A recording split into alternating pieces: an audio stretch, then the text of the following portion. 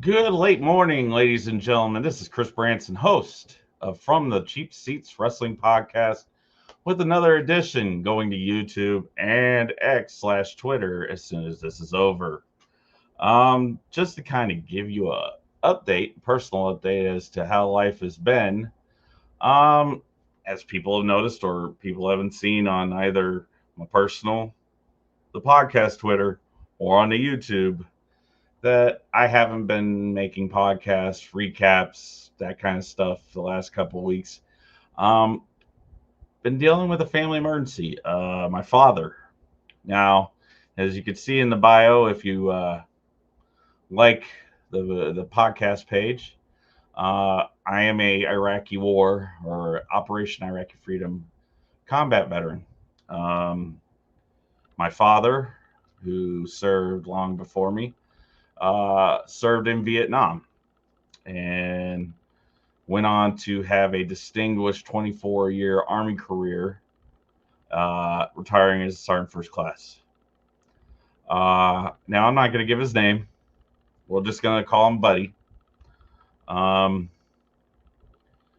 my dad means the world to me. Kind of the reason, like I said in the past when I, introduced myself to the podcast world, my dad and my grandfather. My grandfather intended to serve in World War II, and by the time he got in, war had ended in Europe, and pretty much Japan was wrapping up. Much of my family are prior service Army, Air Force, I believe a few Navy, and I even think, I might be wrong, one or two Marine Corps. So we served across the branches. Um, my dad means the world to me. So over the last 2 weeks, I've been pretty much up in his hospital stays, whether at Advent Central Texas, which is a nice short term hospital. Doesn't exactly give the long term care needed. They source out, which it's a good thing that Advent Health and Baylor Scott and White partner in a lot of things, because then that creates a lot more avenues, especially for uh, elderly citizens like my father who may need more intensive or more specialized care for his ailments.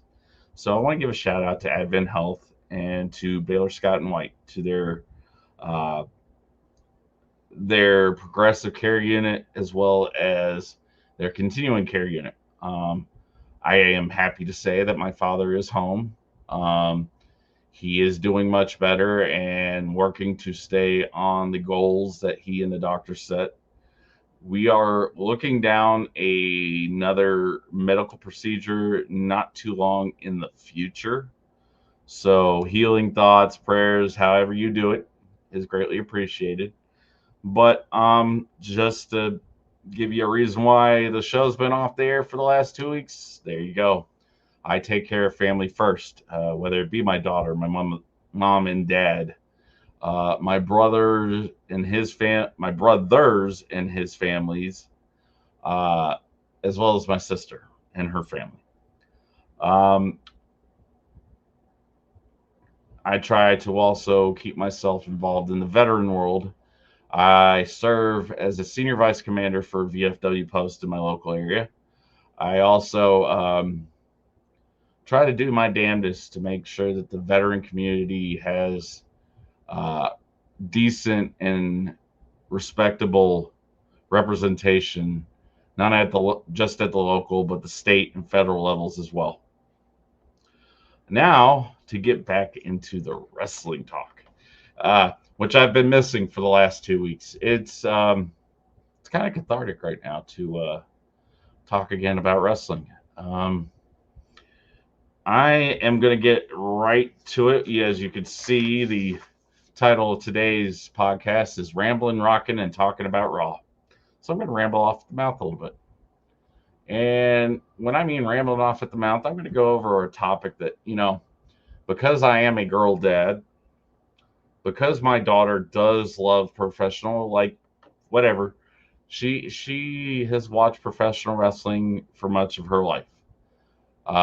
She cried, openly admitted that she cried during WrestleMania, uh, because Roman lost and because Cody won. Um, because it was a beautiful moment to her. So I am thankful that my daughter has carried on my love of professional wrestling, uh, so to say. So this is the reason why I'm getting into this topic. And let me just preface this. This goes across the board. WWE, AEW, TNA, New Japan, MLW, Stardom, WOW, and any other company, Mission Pro Wrestling, which is a predominantly female performed entity in the state of Texas. Uh, Thunder Rosa, who owns it. Izzy Moreno, the Bailey superfan who is now a professional wrestler herself, and many female talents come to Texas to work a date for that company and to give a better understanding that women's wrestling is as a vital and important to professional wrestling as their male counterparts. Why do I say that? Because the majority of your viewership right now is male, but your casual viewership and the viewership you want to build with the youth, especially females, women who want to get into the product, you have to positively reflect these divisions. Now, TNA was the first company, and I'm going to give TNA their flowers. Their knockout division put forth the forefront, picked up the Lita, Trish Stratus, Victoria, Jazz era of trying to make professional wrestling uh, respect and stand up for the women who could equally stand in the ring with their male counterparts. Also, um, you know, inspired WWE to have to step it up with the women's evolution. Now you're going to hear Total Divas led up to the women's revolution. That's cool. All that talent, Maurice, Natalia, the Bellas. Now, I might not like the Bellas, but that's my personal point of view. But they had a hand in evolving women's professional wrestling. And since then, it's been a skyrocket. The Four Horsewomen, Shayna Baszler, Rhea Ripley, Io Sky, uh, Alba Fire, or Kaylee Ray, Isla Dawn, and Jade Cargill, Bianca Belair. The list could go on. Zoe Stark. I'm a big Zoe Stark mark. Gonna just put it out there. Uh, I think that Zoe Stark is the sports end of professional wrestling's biggest future piece. And I could be wrong, but I think the world of Zoe Stark. She has it. And she is only going to get better as long as she learns how to craft it. Now, she wasn't bad when she came in, but the fact that she has Shawn Michaels and Triple H to mentor her, that she has a wealth of knowledge backstage with producers, she's going to go somewhere. Rhea Ripley, established. She's sitting on top of the moon going, ha ha, try to knock my flag off. Nia Jax. Undeniably, Nia Jax has been the women's MVP of who Paul Levesque has brought back into the company and highlighted. There's no argument there. You cannot argue against that fact. AEW, I can go on the list there. Britt Baker, Thunder Rosa, Deonna Purrazzo, Timeless Tony Storm, Nyla Rose. And before people judge me for including Nyla Rose, and okay, yes, she is a transgender male that is becoming a female. Guess what? It is not your life. You are not living it. So stay within your lane, stay in your business. Okay? She protects her coworkers in the ring. She puts out quality matches. And yes, I'm going to say she. If you got a problem with it, don't listen to this podcast. I'm gold with that. I'm going to be matter of fact with you. Okay? Ruby Soho, who is right now bringing new life into this world with her partner Angela Parker, Mariah May, Sky Blue, Julia Hart, Willow Nightingale, Chris Statlander. Can't forget Mercedes Moné or Sasha Banks to the WWE world. But if there had been no Tara and Gail Kim and the Beautiful People, which was Angelina Love, Madison Rain, Velvet Sky, had those women not stepped up and said, or excuse me, I almost forgot, Roxy LeBeau and Awesome Kong, had those women not stepped up to their counterparts, to Jeff Jarrett, and said, you know what, we think we can do just as good, if not better, than the men in this division or in this company, watch us. Had it not been for that, the whole crawl before you can walk, had all these parts over the last 20 years not crawled, the women of today could not walk in the shadows of giants and cast their own shadow upon the next generation for them to exceed. If you're going to shows, whether it's a live show, and I mean a house show, or you're going to a television taping and harassing women, catcalling, stay home. Do that from the comfort of your sofa.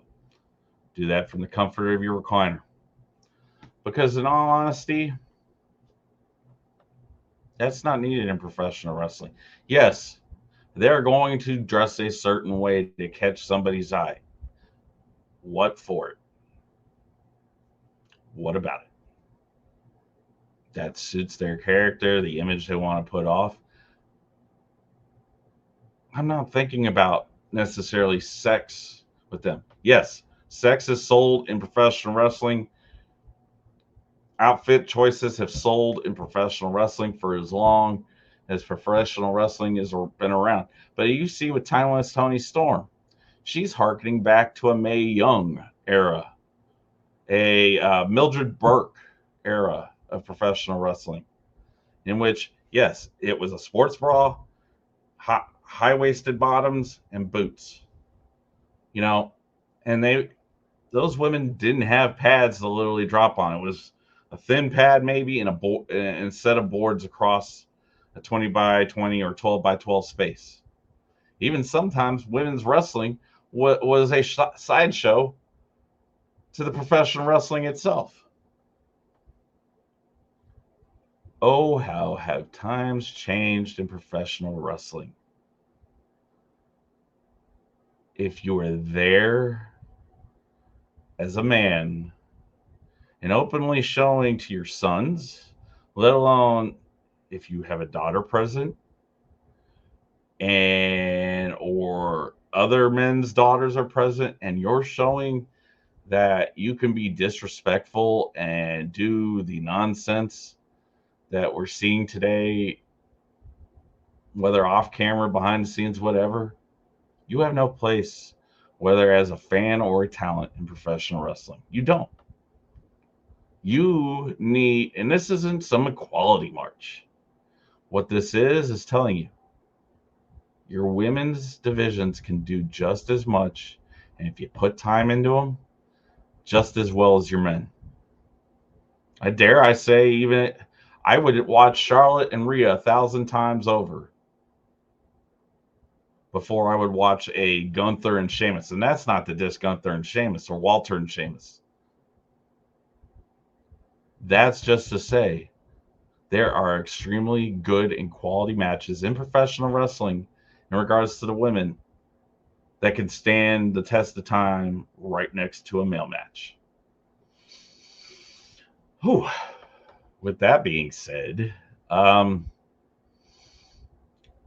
last couple of weeks, and I'm going to jump spots on my little, what I had planned on my little sheet here. I was going to go into the releases, but I want to continue to talk about stuff that I had seen while I've been able to catch stuff, whether on DVR or live, last couple of weeks.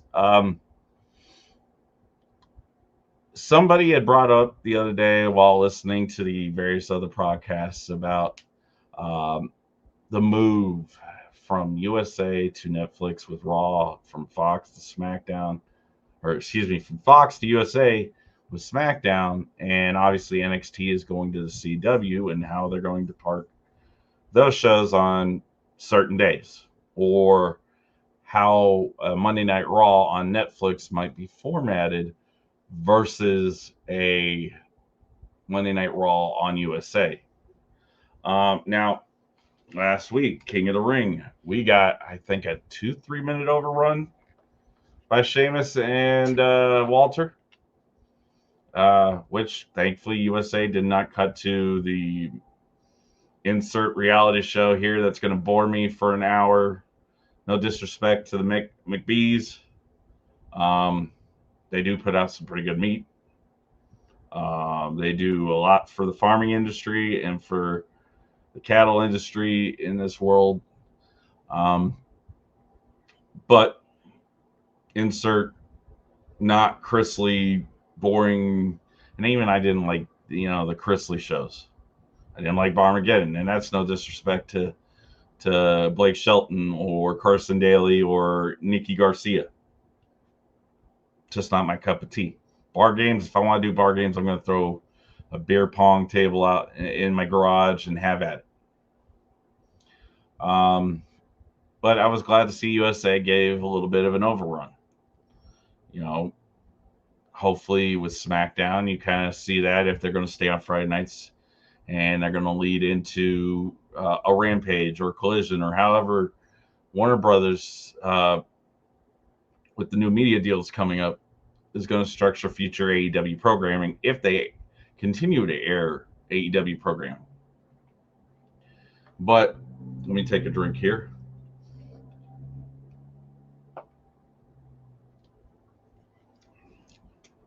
Gotta love me some Dr. Pepper here.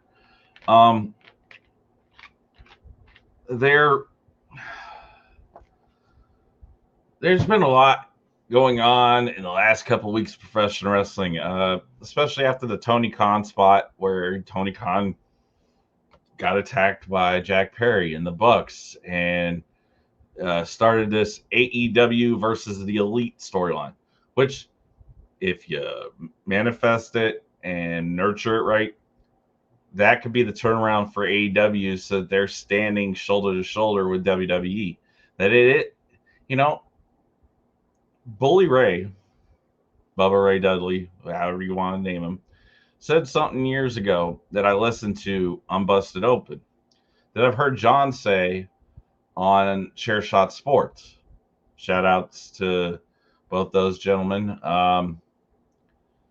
That a lot of times wrestling is a rehash of old ideas, that if you dress it right, you present it in a way, and you make it work, then you forget absolutely the idea that it copied from.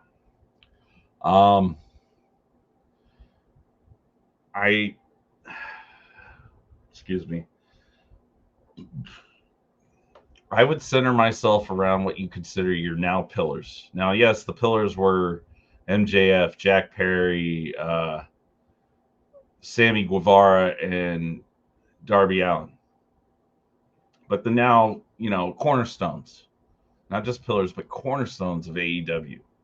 The babyface talent, they're going to step up to defend it. Like a Bryan Danielson. It almost harkens back to the Nexus when Bryan Danielson came back to stand up against Wade Barrett and the rest of the Nexus. The Elite have NWO tendencies. There is nothing wrong with taking something old and making it new, as long as making it new makes sense.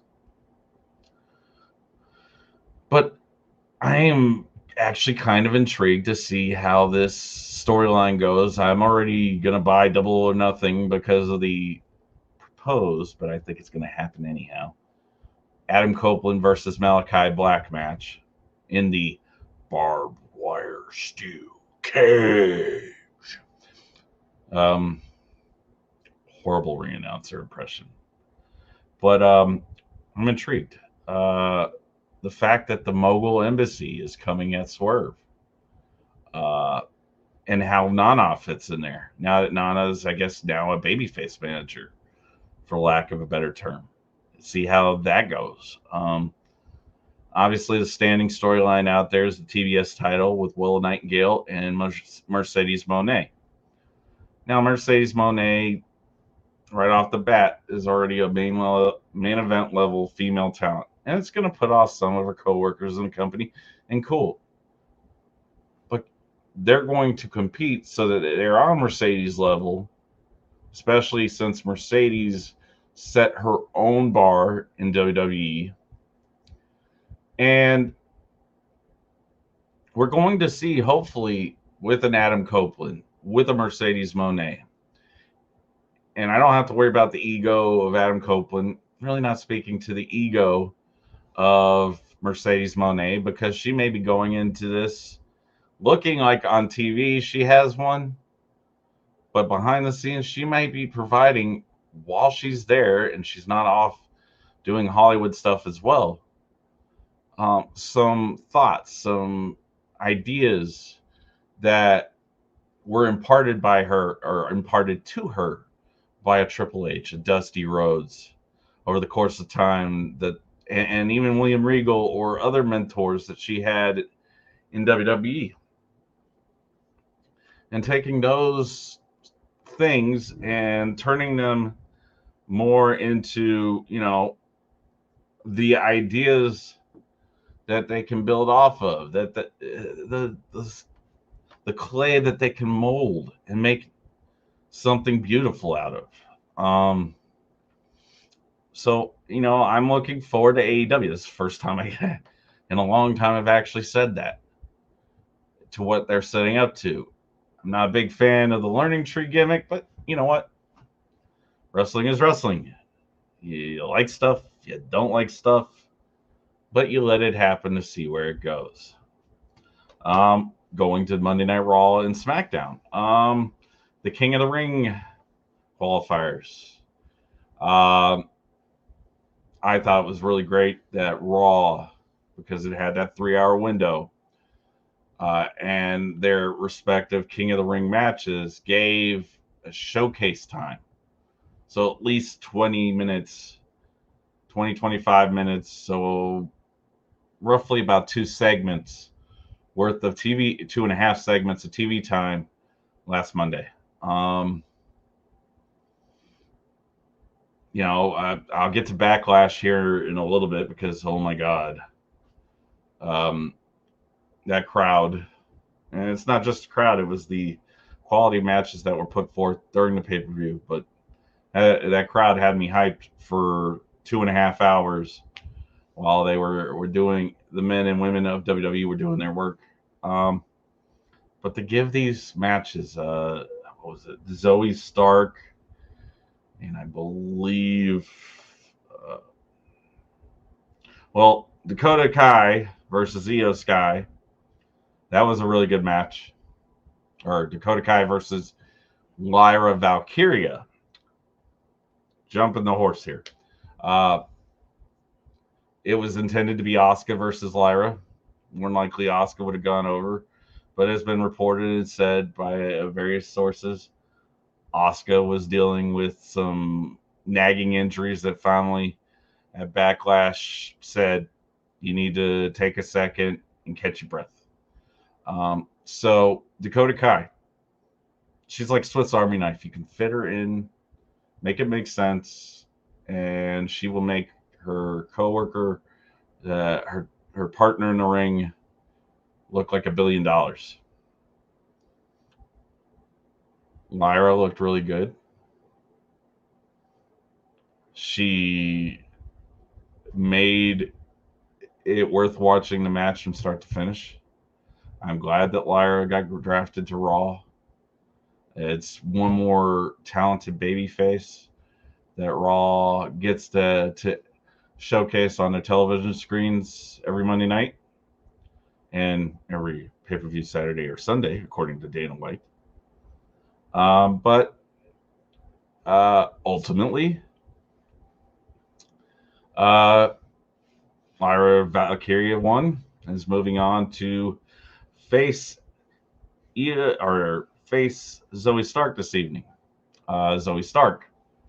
What can you say about Zoe Stark? Zoe Stark, like I said, I'm a Stark mark, and I will carry that banner proudly. Um, I have a feeling where they're going with this in regards to potentially Zoe and Shayna meeting in the Raw finals uh, for this match. We'll see. Um, and that's not to take away from Lyra Valkyrie and Io Shirai this coming evening as they face those two women, but that's where I see things kind of possibly moving towards in regards to the Raw final. I'm kind of seeing Nia Jax, either Nia Jax or Jade Cargill. Uh, and I think it's Jade and Nia this coming Friday on SmackDown facing each other. So that's going to be interesting. When you saw Jade do what she did on Friday, lifting up Piper Niven for the Jaded, that shows you the real strength and power that Jade Cargill has in them arms and legs of her. That, when they're selling this investment on Jade Cargill as not your prototypical woman, and that's what I say, the woman is uber athletically talented. The fact that she has strength to go with her ever growing wrestling game makes her just that much better. Um, but as Rhea Ripley did in Elimination Chamber, I am excited and kind of anticipating seeing what Nia Jax and Jade Cargill produce on Friday. Is it going to be hard hitting? Is it going to be body slamming? Is it going to be, is Nia going up for the Jaded? Or is Jade going to have to find another way to beat Nia? Is Nia going to annihilate her with the bonsai drop? We'll see this coming Friday. Let's see here. Let's go to Backlash, since I didn't get to talk about Backlash yet. Backlash was a great pay-per-view, top to bottom. You could not, and if you want to pick it apart and go after it, sure, cool. Whatever you got to do to get by. Um,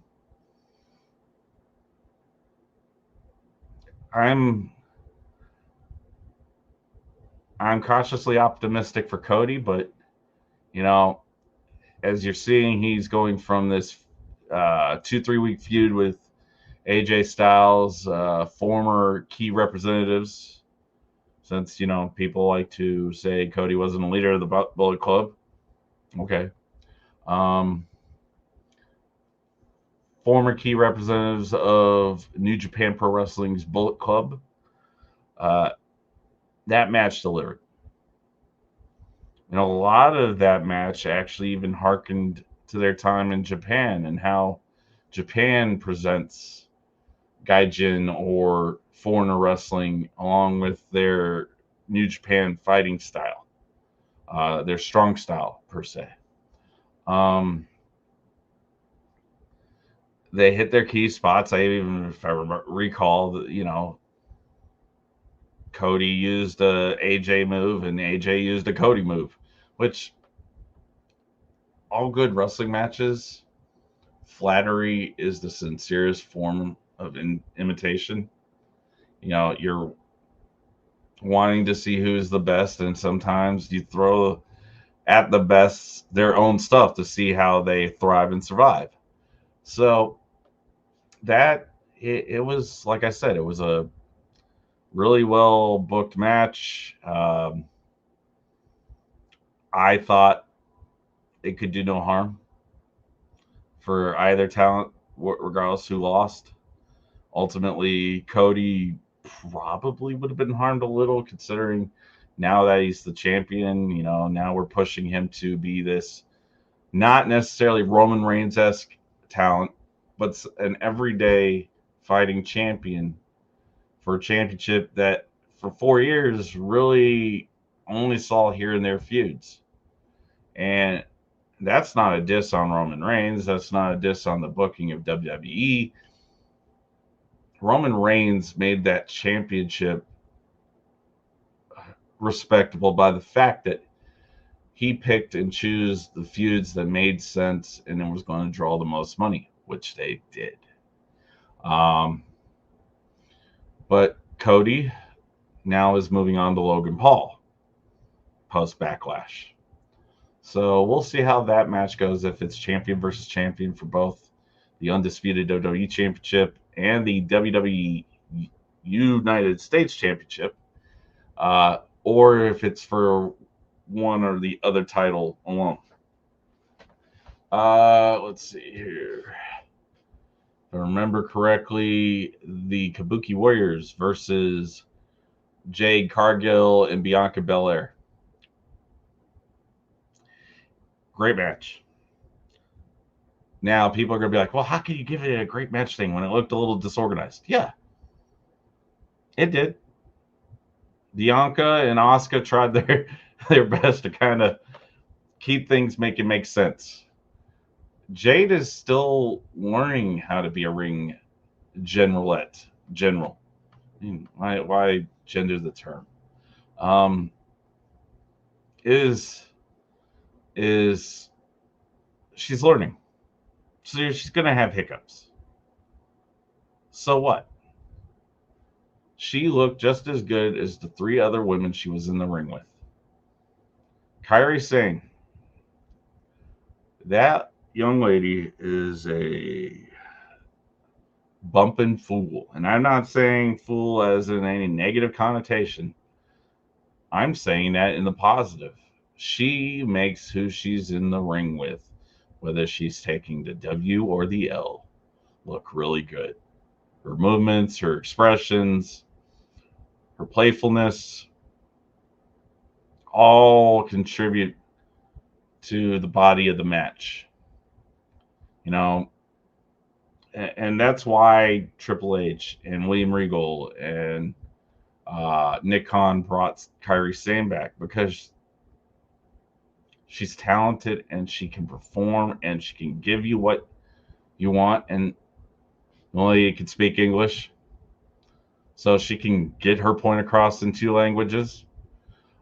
Same thing with Io. Asuka, not so much. Mako Satomura, not so much. But you know what? Asuka and Mako Satomura didn't need to be able to speak English to get their point across in a 20x20 or 12x12 ring when they were coming up in New Japan or performed in WCW and eventually WWE later on in their career. Didn't need a language to say it. I'm going to kick your ass. But yeah, no, that match was Jey Uso and Damian Priest going back to the crowd. Oh my God, that entrance for Jey Uso was once in a lifetime. Now, I was at WrestleMania 38, night 1, the night that Seth Rollins had his open challenge that Vince McMahon filled, or excuse me, redacted filled. And there to hear the pop, the literal pop. Now, I was at WrestleMania 32 as well, and I'll get to that as well in regards to pop. I was there 38 night 1 when Cody Rhodes made his triumphant return to WWE. To have been in that building, in that exact moment, when you heard the crowd sing Kingdom, when you heard the pop of the doo-doo, wrestling has more than one royal family, and then to see him emerge from the ramp,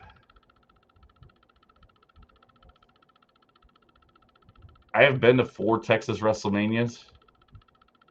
I have never had a chance to be at other WrestleManias as well, but you know, you look at last year in LA, this year in Philly, the response that Cody has got. Using his pop as an example, that was what Jey Uso was presented with this crowd in France. Another example, real quick, the WrestleMania 32 post New Day and League of Nations match, when League of Nations was cutting their post match promo, and you had outcoming 2 Texas legends, 3 technically, considering Mick Foley cut his teeth a lot of times in the state of Texas, whether for WCCW, GCW, or other traveling promotions at the time. I mean, he's a Funk loyalist, so can't not think that he didn't work for Eddie Guerrero's family or the Funks at some point in time here in Texas. But, you know, 3 Texas legends, if you want to really call it that way. Mick Foley, Shawn Michaels, the Heartbreak Kid, and Stone Cold Steve Austin. Now, when Steve Austin came out, and the pop was already loud enough, could have brought the roof off of AT&T Stadium. When Steve walked in, especially when he walked in on 38, and there was a smaller crowd for 38 than there was for 32. But to literally feel that pop when Steve Austin came out at WrestleMania 32 was a legitimate out-of-body experience. You lost yourself in the moment. That in your head and what was coming out of your mouth when you were yelling for Steve Austin, 2 different things. I mean, Steve Austin can go anywhere and still get that damn pop. Same thing with The Rock. Same thing with Triple H and other legends of the business, regardless of the company that they work for. But yeah, let's see here. Really good match between 2 really good talent. People question if Damian Priest was awarded the WWE World Heavyweight Championship for no reason. There was a reason why he is in that spot, because he earned it. He earned the right to be Mr. Money in the Bank. And now people will be like, well, you know what? It's funny you say that, but we all think that LA Knight deserved that spot. Well, yes, I agree with that too. But there's a rhyme and a reason to why and how Triple H books things. And it's not to say that LA Knight isn't ready.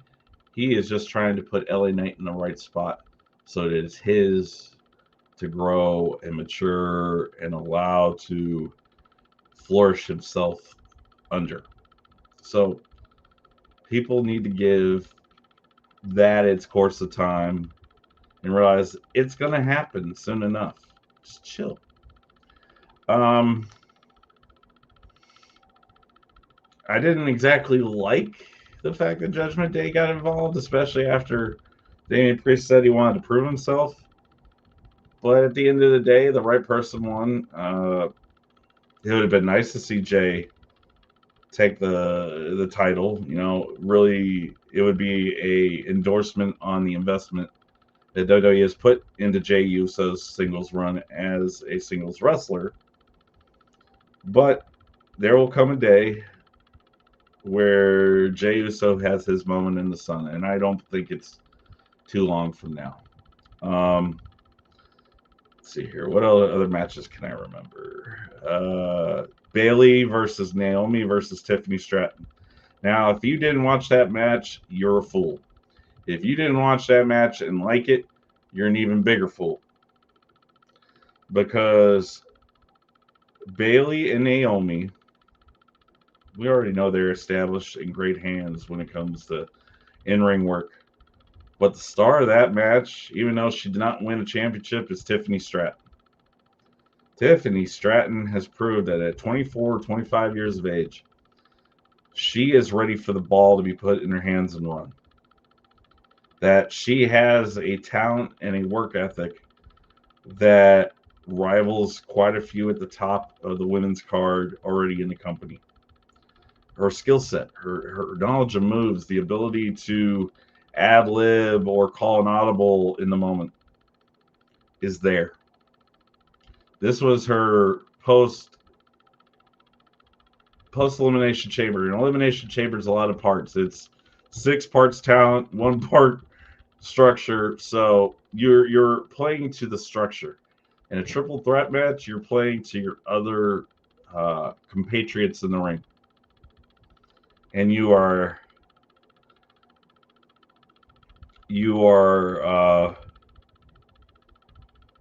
building something together in the ring. And you don't have props. Now, of course, you could have a skill chair or, you could do a bump through the announce table. That's cool. But in reality, at the end of the day, it's the 3 women in that ring that are shining out or just polishing a turd. And there was no polishing of the turd at all during that match. Those 3 ladies shined. Bayley retained.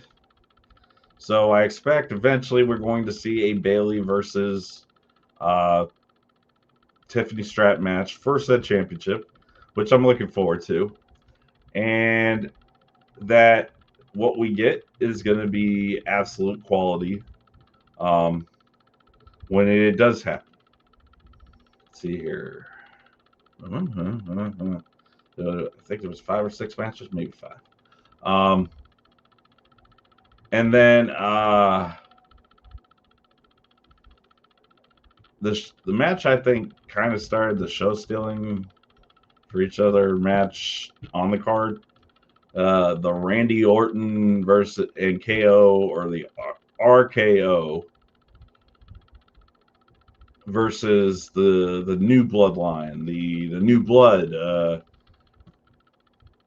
whatever you want to call this new chapter inning of the bloodline, new blood. Tama Tonga stood out. Tama Tonga, even if he never hits main event, I can see being pushed as a high mid card, sometimes main event talent. And he's in his 40s. Okay. He's already older than much of the talent that he's working with. And to be able to produce and go out there and be asked to do what WWE asks him to do, whether in a win or a loss situation, ultimately in the match, with literally barely anybody, unless you've been watching New Japan, knowing who Tama Tonga is or knowing his history, knowing who his family is, along with Tongaloa and their father, who should be in every Hall of Fame known to existence, in King Haku or Meng. Just wait. You will love the product that you're about to get, because in this Triple H era, he's allowing harkening different styles. As long as they fit ultimately the WWE style, he's allowing a lot of these talent to kind of go, okay, let me show the crowd the flourishes, still tell the WWE story, but let me give them a little bit of also, what brought me to the table in WWE with my talent. I thought that match delivered over the top and then some. Obviously, you're setting RKO. There's probably an eventual future storyline between them two. And you're easing the steps of the new bloodline versus the OG bloodline. Because obviously you saw there during that show, I believe, or on Monday during the final night of the draft, you watched as the new bloodline walked right past Jey Uso, and Paul Heyman gives Jey this look of help. I mean, you could have read it in Paul's eyes. It could have sat over the top of his head like a light bulb or neon sign, and it's going to be interesting because we all thought we were in the ninth inning at WrestleMania. No, we're just barely in the fifth. We're just barely scratching the ever evolving surface of what the bloodline is eventually going to be. Whether it's the ultimate, the final boss, and the tribal chief duking it out for the eventual passing of the torch, or however they're going to do it.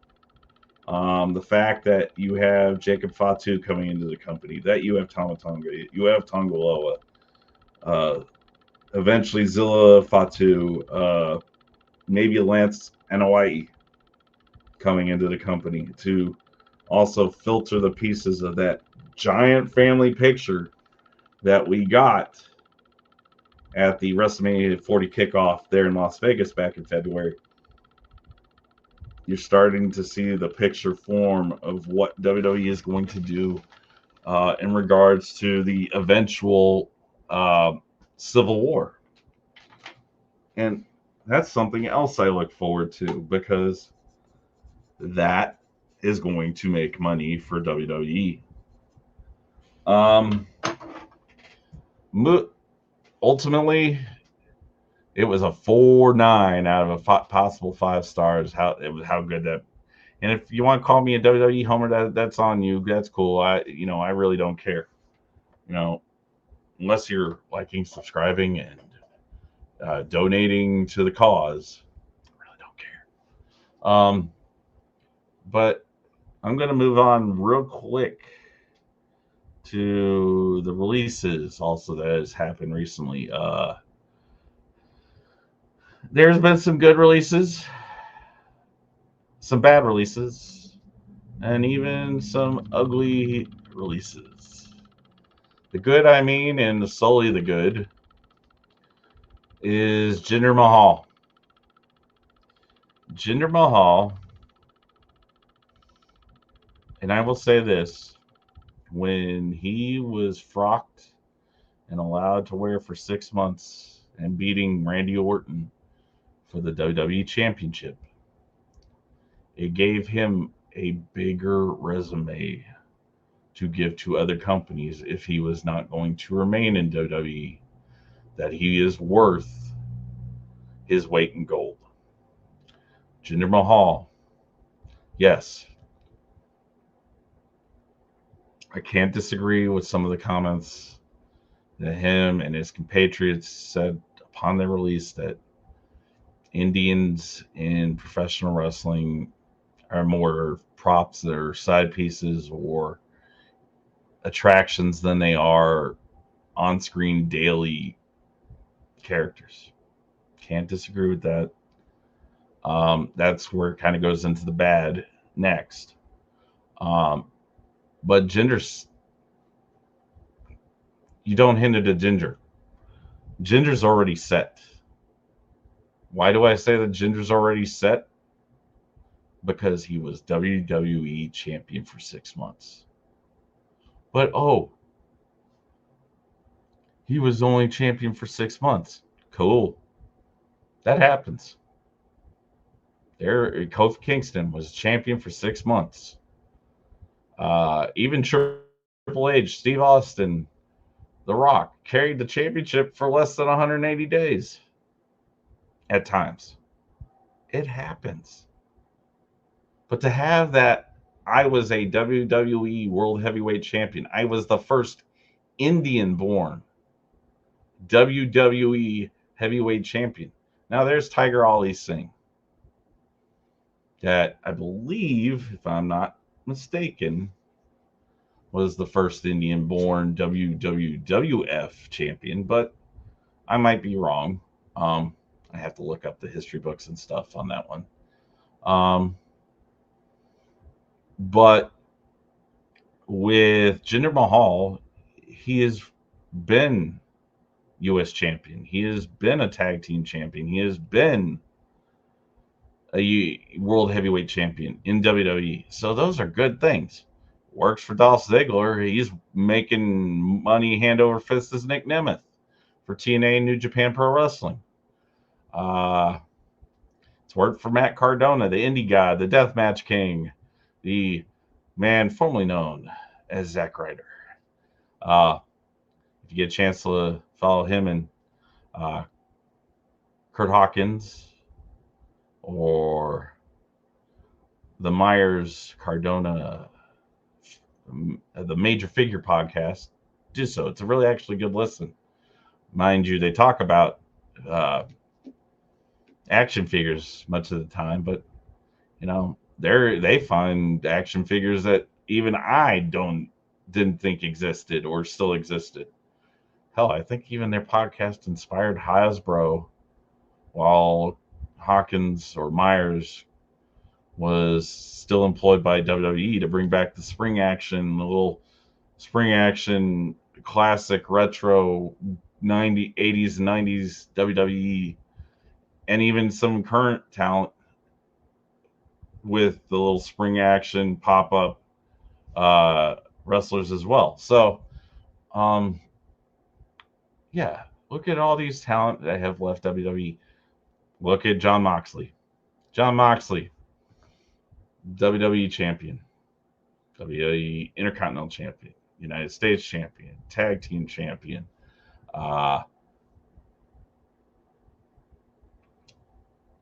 New Japan US heavyweight champion, New Japan world heavyweight champion, AEW, GCW world heavyweight champion. Yes, but Jinder Mahal has a mind to make his talent worth something, and he's going to do it. Now, if it's with AEW, then he can play off the little thing with Tony Khan. Cool, hey, whatever.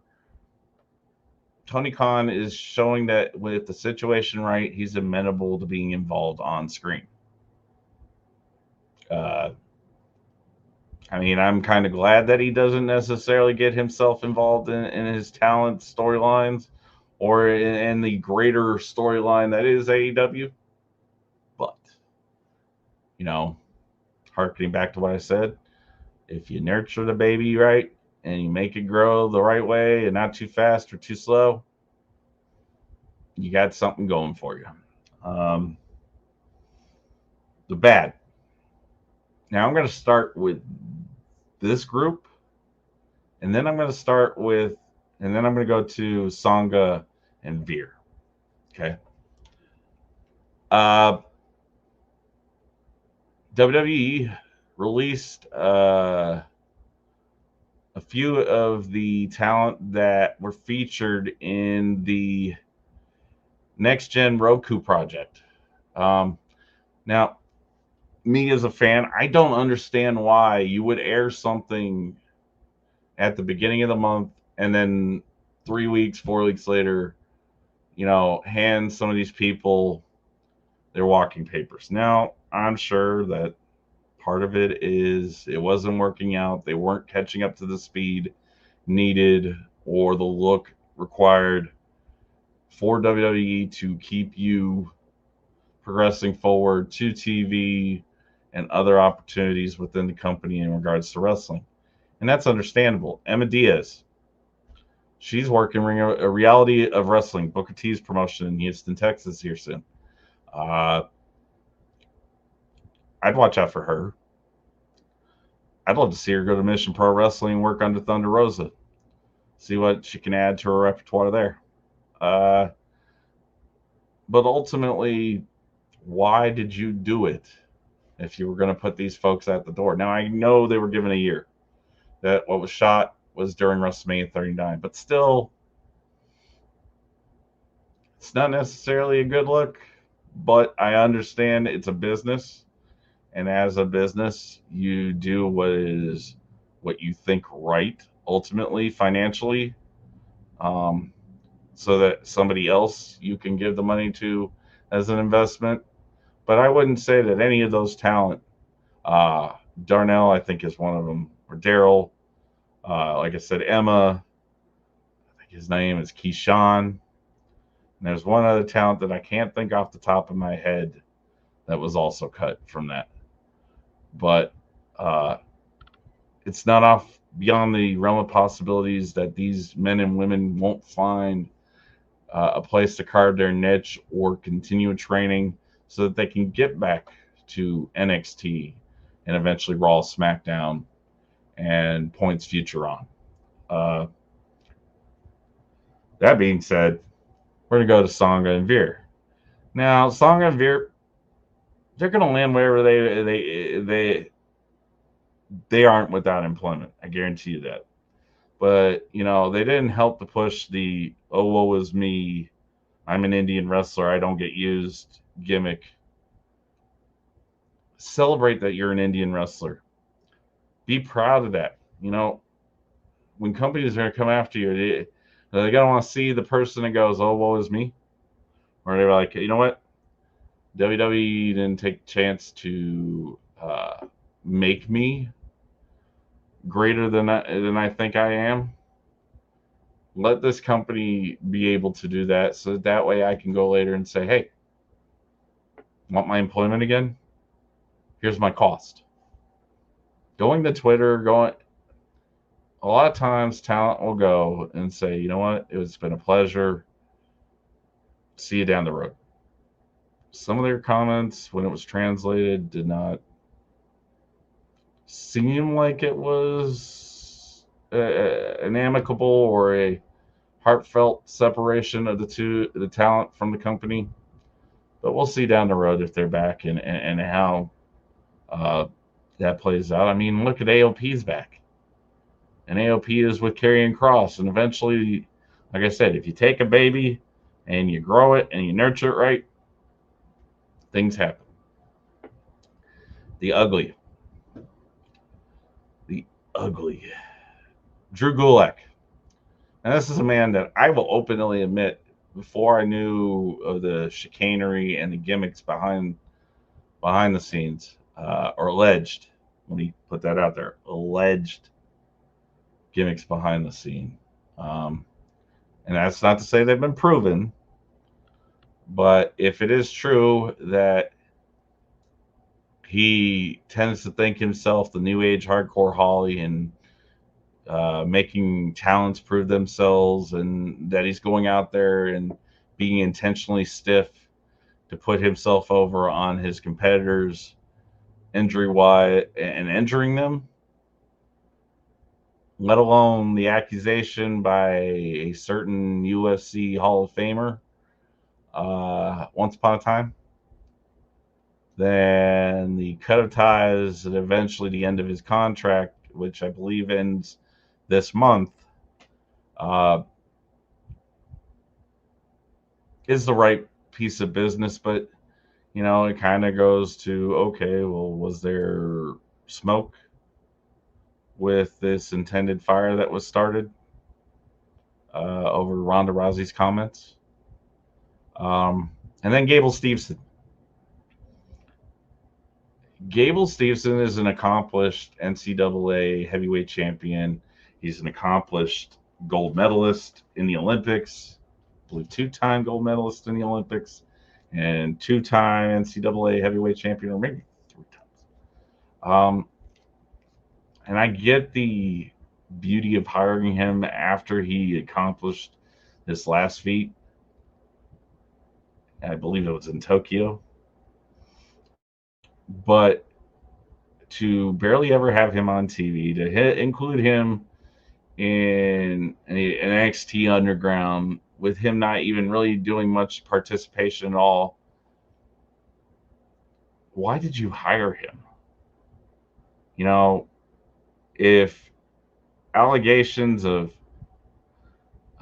indecent extracurricular activity are to be believed, okay, I get why you cut ties. But, Kurt Angle, who we herald as the greatest Olympian ever to put on a pair of professional wrestling boots, actually wrestling shoes, but you get the point.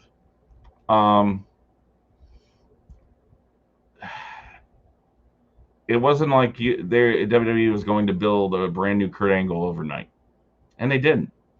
I mean, WWE already has a brand new Kurt Angle and Chad Gable, and when the time is right, they're going to bring back Kurt Angle to manage and mentor that team when I eventually see the Creeds and Chad Gable to get together.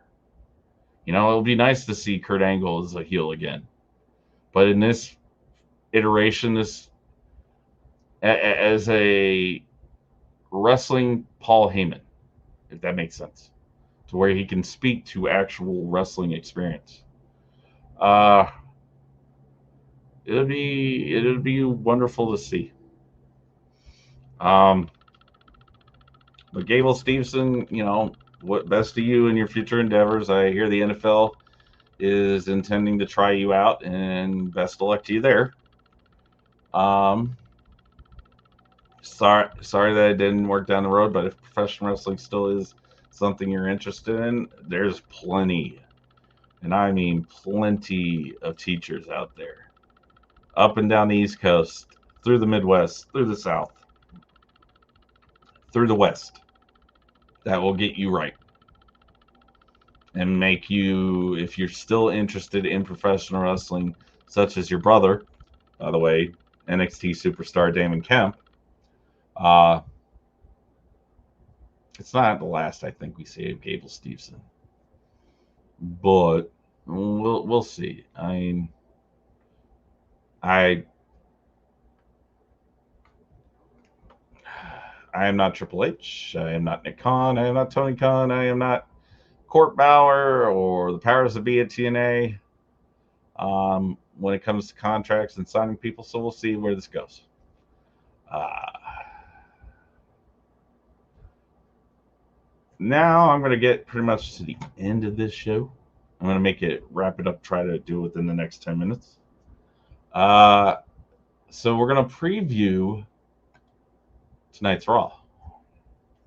And I'm pretty sure there are going to be more announced matches and more announced segments leading up to King and Queen of the Ring in Jeddah, Saudi Arabia, come May 25th.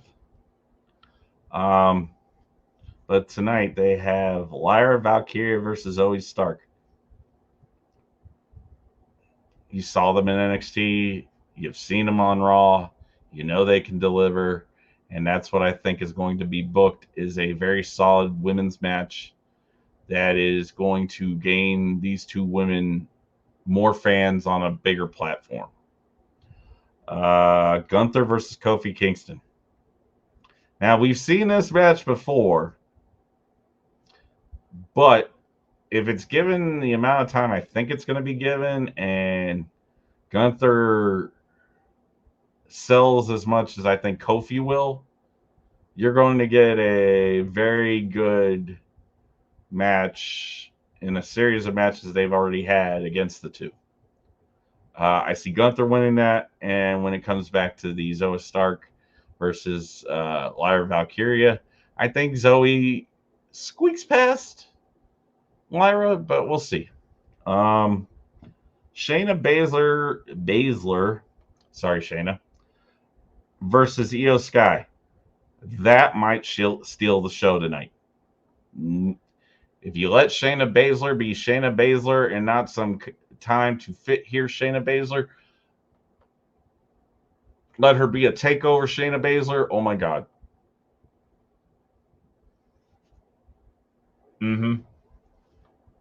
That match right there, if not Ilya Dragunov and Jey Uso as the main event, those two women will steal the show tonight. Now, let me go to the men's potential show stealer.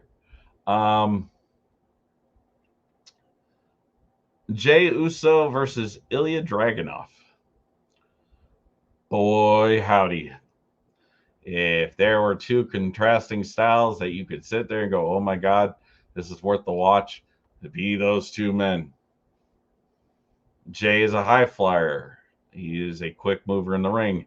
Ilya is as much technician as he is brawler, as he is high flyer. He is a five tool player in a six tool toolbox.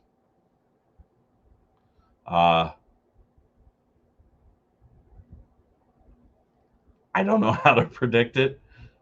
I see Jey going over and eventually facing Gunther, but we'll see. Um,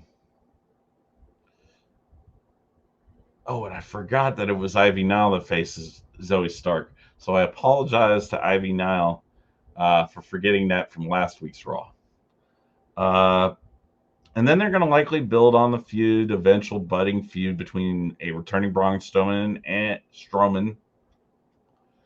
and Damian Priest. Um, I could see that being really good. Uh, and, super heavyweight versus heavyweight, Judgment Day versus Ricochet and Braun Strowman.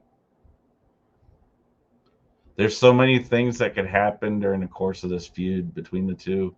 I mean, they're already showing Ricochet, and Ricochet is a friend of Braun Strowman. They're showing that Ricochet is trending towards becoming a heel. So we'll see how Ricochet fits into Braun Strowman, fits into this storyline with the Judgment Day. And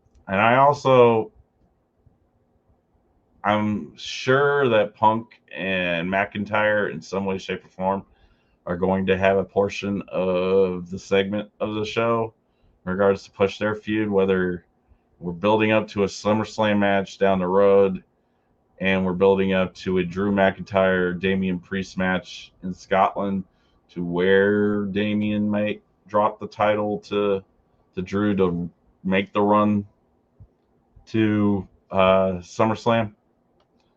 I'm not going to try to jump the gun or predict the future, but see where that's going. But, somebody sat there and said it on Twitter. I forgot who, and I would give them a shout out if I remember their handle.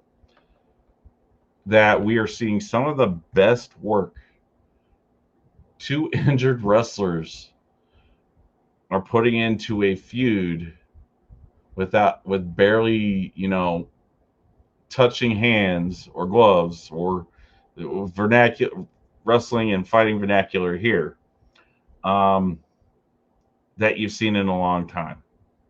That their mouths and their miss me or just miss seeing me by a couple seconds, moments and spots, really are helping to sell the feud, so that when we get to the eventual match, it's going to be a banger after banger after banger.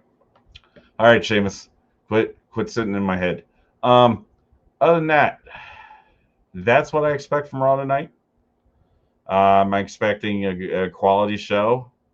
It's going to be up against a little bit of the playoffs, whether NBA or NHL. And from my understanding is the playoffs have been kind of boring.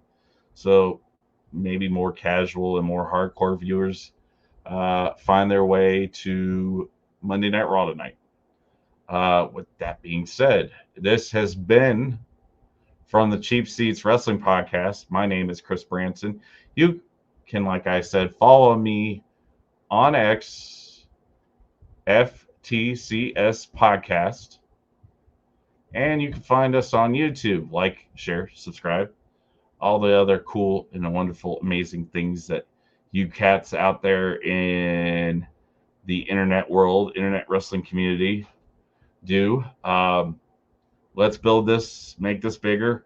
Also, I am looking for a tag team partner or somebody to collaborate with. Now, I know John from Chairshot Sports, we have talked about collaborating, and that will happen here in the near future. But if you are interested about talking wrestling, I am willing to come to your podcast. You come to mine. We can make a show of it. Whatever we got to do, we could put over your Twitter account, your internet page. I'm game.